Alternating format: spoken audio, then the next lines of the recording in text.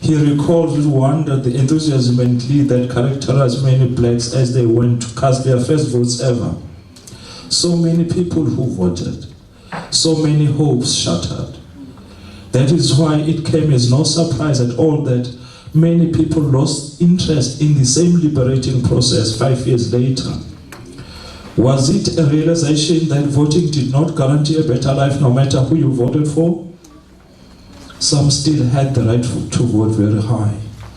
You must vote, it's your democratic right. You must vote to ensure that you play your part in putting the right government in place. But others argued that a vote was meaningless. What is the point of voting if you know all the candidates are only bent on bettering their own lives and empowering their relatives at the expense of all? You shall not talk like that. People will hear you, some replied, and then you'll no longer get your pension.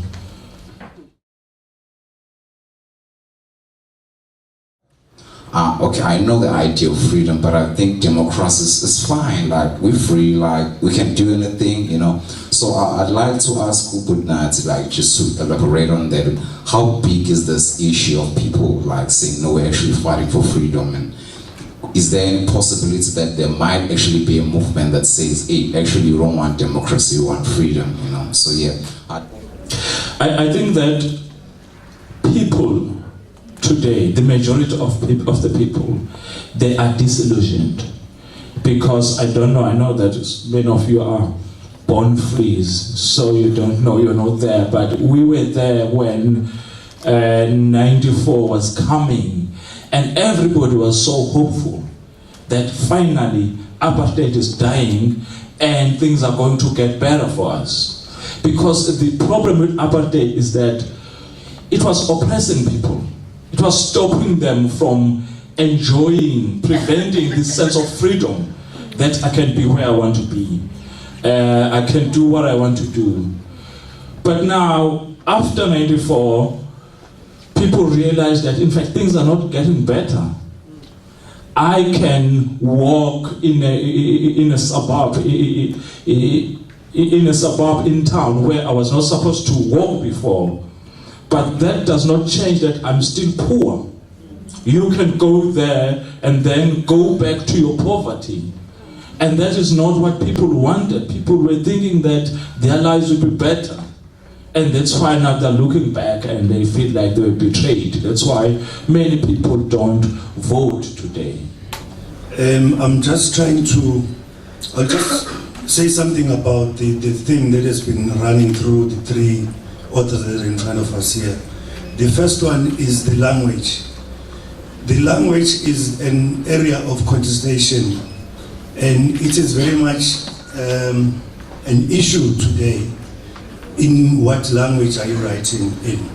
Like, for instance, isiZulu and isiXhosa namanye izilimi zesinguni aziziningi ngendlela esithanda ngayo incwadi ezibhalwe ngesiZulu.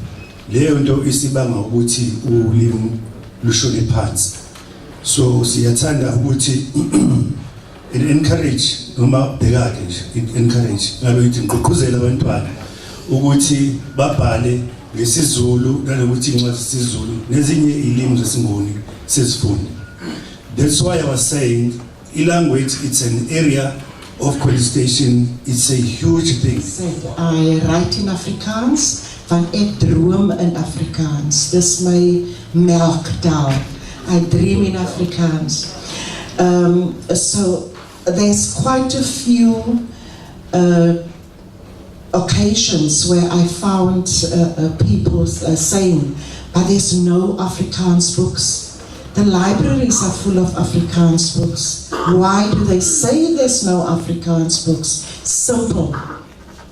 Because most of the Afrikaans books are written for academics and in a higher Afrikaans, while the majority of Afrikaans speakers have dialects, streektaal, dialect, and they can't identify with that which is in the book.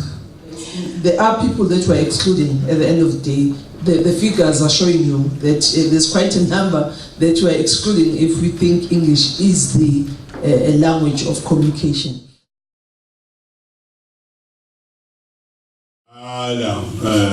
Ngaphambi kokuba ube umbhali kufanele uze ufunde kakhulu ngaphambi kokuba ube umbhali. Mina incwadi yami yokuqala iqoqo lezindaba ezimfushane lashicilela ngenza u-grade 12 ngisesikoleni kwaba kumnandi lapho manje sekophela unyaka ngabo October ukwazi ukuthi ngicela ngibedlula bonke abantu esikoleni ngisho no principal ngiyabedlula ngoba akazayibhala incwadi uthisha akazayibhala incwadi abafundi abakazi bayibhala ezasifunda so ngakwazi ngizama ukugcizelela nje ukuthi ngalokho athi ngangakayi ngisho nase-university ngangenza u-grade 12 noma ngalo sikhathi kwakuthiwa u-standard 10. Zimbalwa izinsuku ezibaluleke njengalezo empilweni yami. Usuku mhla ufika incwadi enegama lami ibhaliwe ikusasa eqhakazile nakanjani nje Sibiya. Umuntu ubhalela asibhali ngoba kuthiwa akubhalwe ngesizulu, asibhali ngoba kuthiwa kushoda ababhali, kodwa ubhala ngoba ufuna ukuphonsa itshe ezivaleni sembhalo. Ubhala ngoba une-contribution mangabe lapho. Uma into ebhalayo ingeyona i-contribution sicela ume. Ungakwenza okunye njengokufunda nje. Abantu okunye bebuza ukuthi mhlawumbe yini abantu abaningi kube nesasasa ezincwadini zabo. That it is up to other people to tell other races about how they feel or how they should feel about their own issues. To put it more simple and crudely, in the context of South Africa, we don't have equitable voices. I mean, I work in the media. I write for different newspapers every day and so forth. And I talk to journalists and so forth. You're going to find out there is still that question of race, where when some of the black writers are coming up with stories, some of their white colleagues are like saying, yeah, do you have enough evidence to sometimes kill the story and so forth.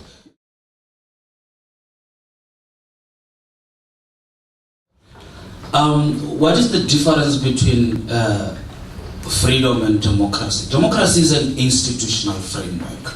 It's a set of rules. It involves elections, it involves the functioning of parliament, it involves that ministers should go to parliament and account, it involves the law and order, implementation of the rules and so forth. Freedom is what you get when democracy functions properly. Freedom is the result of the functioning of property, of democracy as a system. So we employ democracy not to look at it and to look fancy and so forth. We employ democracy so that it can help us achieve freedom. That's how it is. We get from our parents at home, what we get from our outsiders, our neighborhood, that will actually move us to the next level.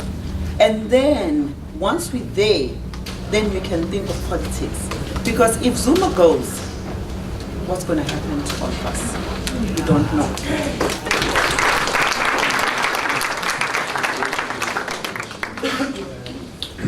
There is a chance, no doubt. There is a possibility that you can mindlessly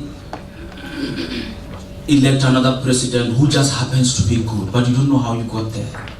My view is that I prefer people who have a formula and they take time to arrive at their solution than people who stumble upon a solution without knowing how they got there.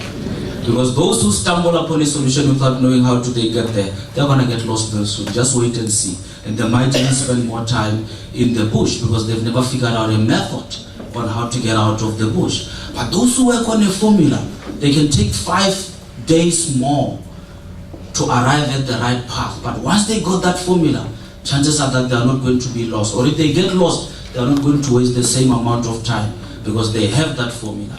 How do you get rid of this? Develop a formula on how you engage leadership. That's as simple as that. For if you place the priority of the nation in the hands of politicians, you will be failing those politicians yourself. It cannot be done. So I really appreciate that, and I think that self-sufficiency begins just with what you have just said.